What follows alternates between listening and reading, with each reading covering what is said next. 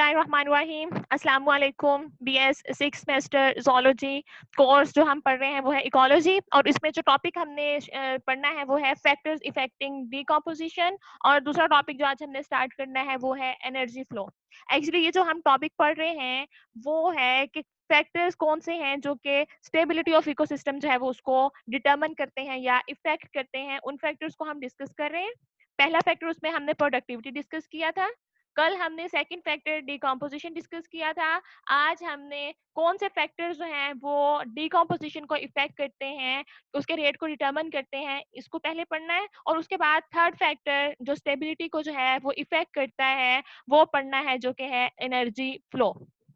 तो one by one जो है वो हम उन तमाम फैक्टर्स को जो है वो डिस्कस कर लेते हैं जो डिकम्पोजिशन को जो है वो इफेक्ट करते हैं। बच्चे डिकम्पोजिशन क्या होता है? Break down of organic matter into small pieces to release minerals from them, it is called decomposition. तो बच्चे रेट ऑफ डिकम्पोजिशन जो है वो इन फैक्टर्स की बेस पे जो है उन पे डिपेंड करता है। तो सबसे पहला जो उसमें आता है जो कि रेट ऑफ डिकम्पोजिशन को डिटरमिन करता है वो आता है कॉम्पोजिशन ऑफ ऑर्गेनिक मैटर। आपके पास ऑर्गेनिक मैटर की नेचर क्या है, बेसिकली बच्चे ये डिटरमिन करेगी कि रेट ऑफ डिकम्पोजिशन जो है वो स्लो होगा या फास्ट जो है वो होगा। Composition of substance to be decomposed is vital in determining the rate of decomposition. अगर तो ऑर्गेनिक मैटर लिग्नन या क्यूटन रिच है, मतलब क्या है, ज्यादा हार्ड मटेरियल जो है जो कि माइक्रोबियल एक्शन से जो है वो रेजिस्टेंट है उससे बना हुआ है, या जो है वो आप कहते हैं हार्डली जो है वो ब्रेक डाउन होती है जिसकी लिग्नन की या क्यूटन रिच होगा, तो ये डिकम्पोजिशन उस मैटर की क्या होगी? स्लोली होगी, आहिस्ता आहिस्ता जो है वो डिकम्पोजिशन उसकी होगी। लेकिन अगर जो है वो वाला ऑर्गेनिक मैटर सिंपल शुगर या नाइट्रोजन रिच होगा तो वो डिकम्पोज होगा फास्टर। तो इसका मतलब क्या हुआ कि ये जो नेचर है ऑर्गेनिक कंपाउंड की, ये एक्चुअली डिटरमिन करती है कि रेट ऑफ डिकम्पोजिशन जो है वो क्या होगा। जो सिंपल वाले शुगर और नाइट्रोजनस बेस पे मुश्तमिल होंगे वो क्या होंगे? जल्दी डिकम्पोज हो जाएंगे।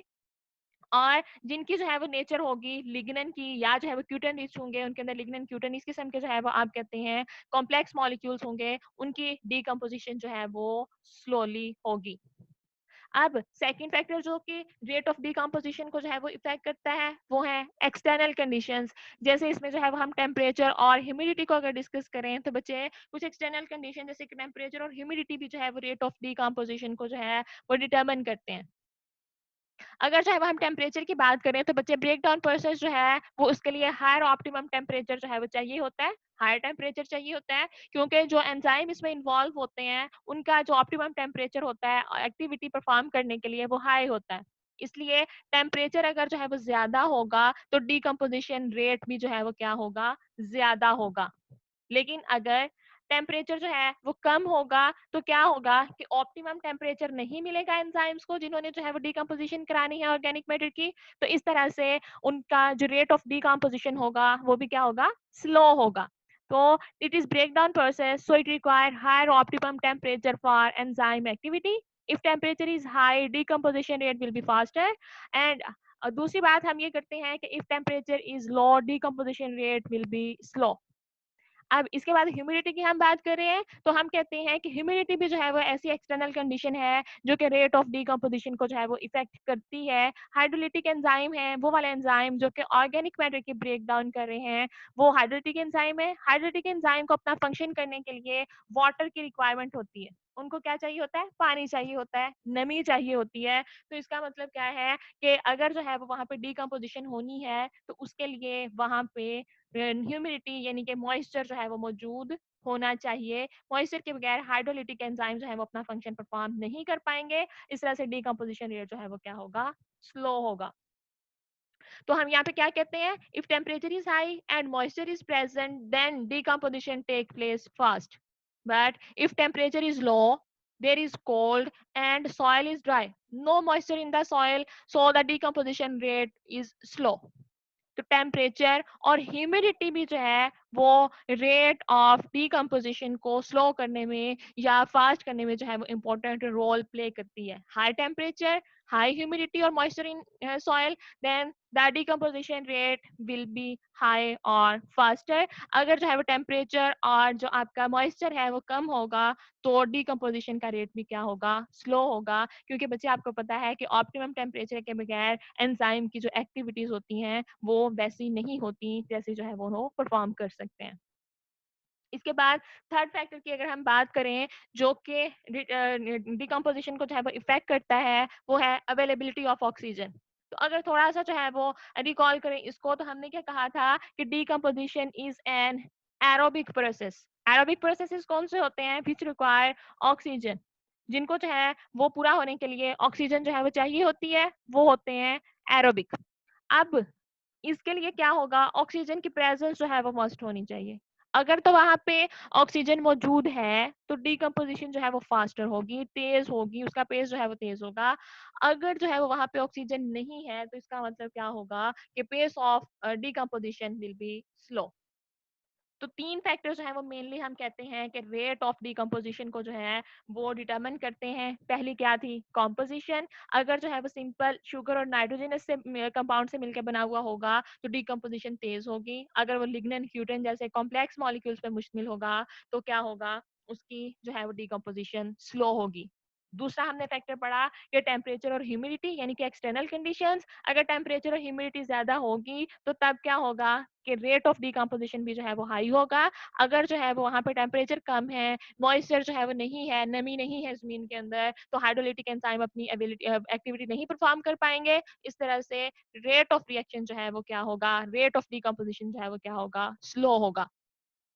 इसके बाद अगर बच्चे हम बात करते हैं अवेलेबिलिटी ऑफ ऑक्सीजन की, तो हमने कहा कि ये एरोबिक प्रोसेस होता है, इसलिए ऑक्सीजन अगर तो अवेलेबल होगी तो ये क्या होगा, डिकम्पोजिशन जो है वो तेजी के साथ होगी. अगर ऑक्सीजन अवेलेबल नहीं होगी तो डिकम्पोजिशन जो है वो फास्ट नहीं होगी बल्कि स्लो होगी जब तक जो है वो ऑक्सीजन वहां पे अवेलेबल ना हो जाए.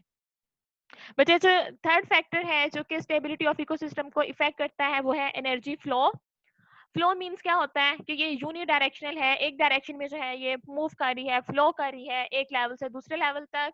तो ये यूनि डायरेक्शनल फ्लो जो है ये सिस्टम में जो है वो एग्जिस्ट करता है एनर्जी का. वो हमेशा एनर्जी एक लेवल से दूसरे लेवल तक जो है वो जाती है और ये हमेशा यूनि डायरेक्शनल होता है, प्लांट से यानी कि प्रोड्यूसर से कंज्यूमर की तरफ जो है वो जाता है. अब हमें पता है कि जो अल्टीमेट सोर्स ऑफ एनर्जी है वो क्या है, सन है. Plant use this energy and synthesise the organic matter.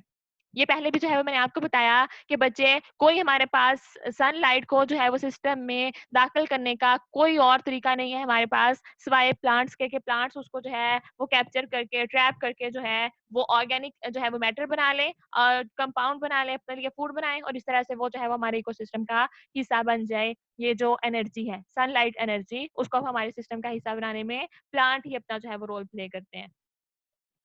ऐसा इसके बाद क्या होता है, then the matter transfer from one trophic level to other. Matter means the energy. This is actually energy flow. और प्रोड्यूसर्स ने जो है वो इस एनर्जी को कैप्चर किया और क्या किया, ऑर्गेनिक मैटर को सिंथेसाइज किया और फिर नेक्स्ट जो है वो लेवल तक आगे गई. लेकिन बच्चे हम ये बात करते हैं कि जितनी टोटल सनलाइट जो है वो फॉल करती है जमीन पे उसमें से तकरीबन जो है वो 50% जो है वो फोटोसिंथेटिकली एक्टिव होती है, यानी कि फोटोसिंथेसिस में जो है वो रोल प्ले कर सकती है, फोटोसिंथेटिक एक्टिविटी को जो है वो स्टार्ट करा सकती है या कैरी आउट जो है वो करा सकती है. वो जितनी टोटल होती है उसमें से 50% जो है वो फोटोसिंथेटिकली एक्टिव होती है. उसे आप फोटोसिंथेटिकली एक्टिव रेडिएशंस भी कहते हैं. वो वाली रेडिएशंस, वो वाली सोलर एनर्जी जो कि फोटोसिंथेसिस में जो है वो यूज होती है वो फोटोसिंथेटिकली एक्टिव रेडिएशंस कहलाती हैं.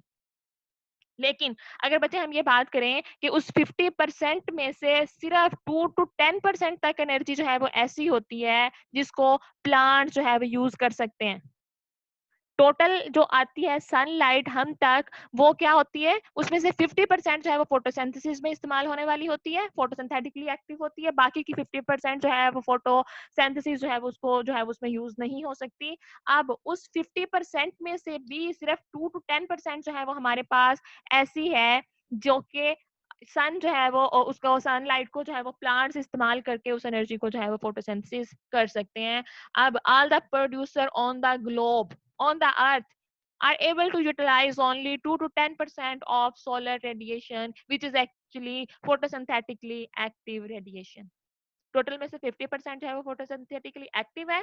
उस 50% में से भी सिर्फ जो हमारी पूरी ग्लोब पे जो है वो मौजूद है प्लांट्स, वो 2 to 10% तक जो है वो ट्रैप कर सकते हैं उस फोटोसिंथेटिकली एक्टिव लाइट को। बाकी की जो है वो वैसे ही जो है वो सिस्टम के अंदर वापस चली जाती है, या जो है वो जिस तरह से भी उनको जो है वो प्लांट्स कैप्चर नहीं कर सकते।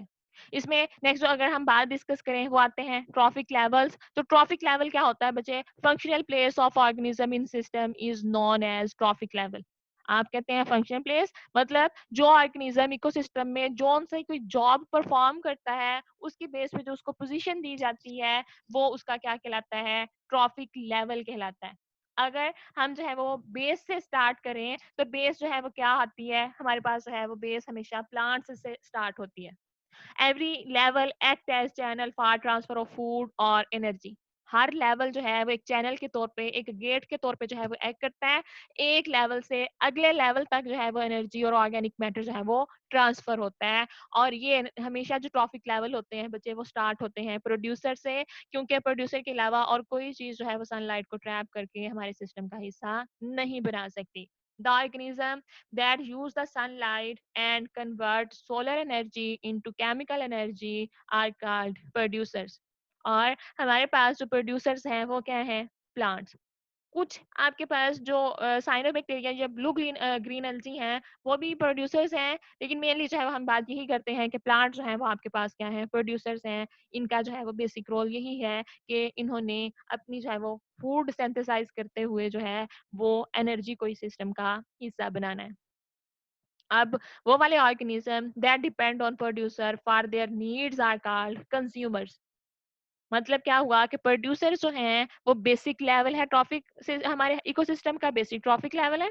उससे नेक्स्ट वाला जो लेवल आता है वो आता है कंज्यूमर्स का। कंज्यूमर जो है वो डायरेक्टली या इनडायरेक्टली प्रोड्यूसर्स पे ही जो है वो डिपेंड करते हैं अपनी तमाम जो है वो नीड्स को पूरा करने के लिए। अगर वो डायरेक्टली प्लांट मैटर को खा लेंगे तो भी, अगर वो इनडायरेक्टली जो है वो किसी और एनिमल को खाते हुए जो है वो करेंगे डिपेंड, तो तब भी जो है वो अल्टीमेटली वो डिपेंड किस पे करते हैं? प्रोड्यूसर्स पे ही करते हैं। जैसे हम इसमें जो है वो हमारे पास कंज्यूमर जो है वो बचे, उनका फिर डिफरेंट लेवल आता है। ये डिपेंड करता है कि वो डायरेक्टली है प्लांट मैटर को खा रहे हैं या इनडायरेक्टली जो है वो प्लांट मैटर को जो है वो खा रहे हैं।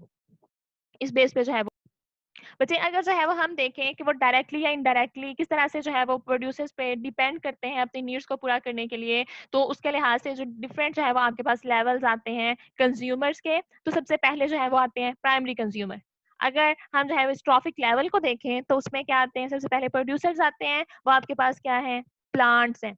अब उसके बाद वाले ऑर्गेनिज्म जो कि डायरेक्टली जो है वो प्लांट मैटर को जो है वो कंज्यूम करते हैं, वो क्या कहलाते हैं? Primary consumer. और एक्चुअली जो हर्बीवोर्स होते हैं वो क्योंकि डायरेक्टली प्लांट मैटर को खा रहे होते हैं तो वो क्या कहलाते हैं? प्राइमरी कंज्यूमर जो है वो कहलाते हैं।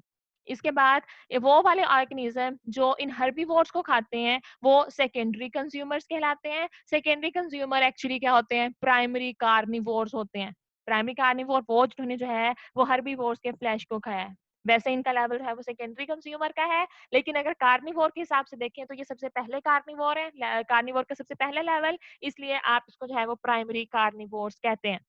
इसके बाद बच्चे अगर जो है वो आप थर्ड लेवल पे देखें तो आपके पास क्या आता है? वो ऑर्गेनिज्म आते हैं जो कि उन ऑर्गेनिज्म को खा रहे होते हैं जिन्होंने हर्बीवोर्स को खाया होता है, तो ये क्या कहलाते हैं? टर्शरी कंज्यूमर्स कहलाते हैं। टर्शरी कंज्यूमर जो है वो बच्चे, इनको सेकेंडरी कार्निवोर्स भी कहा जाता है क्योंकि इन्होंने किसको खाया है? प्राइमरी कार्निवोर्स को। तो ये जो है वो आपके पास डिफरेंट जो है वो लेवल हैं, और ये किसके बेस पे जो है वो इनको ये लेवल दिए गए हैं कि वो उनका फंक्शन क्या है, वो क्या जॉब जो है वो परफॉर्म कर रहे हैं। बच्चे, जो भी ट्रॉफिक लेवल होगा आपका, हर सिस्टम जो है वो क्या करता है? हमेशा प्रोड्यूसर से जो है वो स्टार्ट होता है, और इस तरह से हम कहते हैं कि वो उसमें चेन जो लेंथ है वो डिफरेंट हो सकती है। वो उसमें जो है वो ट्रॉफिक लेवल जो है वो ज़्यादा भी हो सकते हैं, ट्रॉफिक लेवल जो है वो कम भी हो सकते हैं। ये जो है वो इस हिसाब से इसके डिफरेंट लेवल्स बनते हैं। लेकिन बच्चे, हम कहते हैं कि उनमें दरमियान में जितने ज़्यादा ट्रॉफिक लेवल आते जाएँगे, एनर्जी जो है वो उतनी कम होती जाएगी। क्योंकि हर जगह पे, हर लेवल पे, हर जानदार ने अपनी ज़रूरत को पूरा करने के लिए भी जो है वो एनर्जी इस्तेमाल कर लेनी है, और कुछ एनर्जी हीट की फॉर्म में या जो है वो थर्मो रेगुलेशन के लिए भी जो है वो उसमें ज़ाया हो जानी है। उस जो है वो हम कहते हैं लॉस ऑफ एनर्जी, और इसके अलावा अपनी रिक्वायरमेंट को पूरा करने के बाद जो एनर्जी बचती है वो अगले लेवल तक जाती है। उस लेवल पे भी हर ऑर्गेनिज़्म ने अपनी ज़रूरत को पूरा करना है। कुछ एनर्जी जो है वो वहाँ से डेसिपेट हो जानी है, फिर जो है वो अवेलेबल एनर्जी की मिकदार जो है वो मज़ीद कम हो जानी है, फिर अगले में, फिर अगले में। इस तरह से आप कहते हैं कि अगर ट्रॉफिक लेवल जो है वो ज़्यादा होंगे, तो अपर लेवल तक पहुँचते-पहुँचते, इस टर्शियरी लेवल तक पहुँचते-पहुँचते क्या होगा कि एनर्जी की अवेलेबल अमाउंट जो है वो काफ़ी कम हो जानी है। लेकिन अगर ट्रॉफिक लेवल ये दरमियान वाले जो हैं वो कम होंगे, तो क्या होगा, ज़्यादा अमाउंट जो है वो एनर्जी की ऊपर वाले जो सिस्टम है, ऊपर वाला जो लेवल है, उनको भी अवेलेबल रहेगी। अब बच्चे हमारे पास एक्चुअली ये जो फूड चेन्स होती हैं इतनी सिंपल नहीं होती जितनी जो है वो हमें यहाँ पे नज़र आ रही है। बच्चे एक्चुअली ये जो ऑर्गेनिज़्म होते हैं वो एक से ज़्यादा ऑर्गेनिज़्म पे जो है वो अपनी फूड रिक्वायरमेंट के लिए जो है वो डिपेंड कर रहे होते हैं। ये ऐसा नहीं होगा कि ये जो है वो सिर्फ़ इसी के ऊपर जो है वो डिपेंड करें। अगर जो है वो आप देखते हैं स्नेक वग़ैरह को, तो वो ज़रूरी नहीं है कि वो सिर्फ़ माउस पे ही जो है वो डिपेंड करे। वो रैबिट को भी खा सकता है, वो जो है वो फ्रॉग्स को भी खा सकता है। वो डिफरेंट जो है वो ऑर्गेनिज़्म उनके ऊपर जो है वो डिपेंड कर सकता है। तो इसलिए इस तरह से हर्बीवोर्स में आप जो है वो अगर गॉड की एग्ज़ाम्पल लें, तो ज़रूरी नहीं है कि गॉड जो है वो हमेशा ग्रासेस खाएगी, वो दूसरे प्लांट में जो है वो उनको भी खा सकती है। तो इस तरह से वो हर ऑर्गेनिज़्म जो है उसके पास क्या होता है, एक साइड वे होता है, उसके पास जो है वो एक से ज़्यादा ऑप्शंस मौजूद होते हैं कि वो एक से ज़्यादा जो फूड सोर्स हैं उनको इस्तेमाल कर सके। तो इस तरह से आप कहते हैं कि आपके पास ये जो फूड चेन्स होती हैं एक्चुअली ये बहुत आपस में जो है वो इंटरकनेक्टेड होती हैं, और each trophic level is important for the maintenance of system.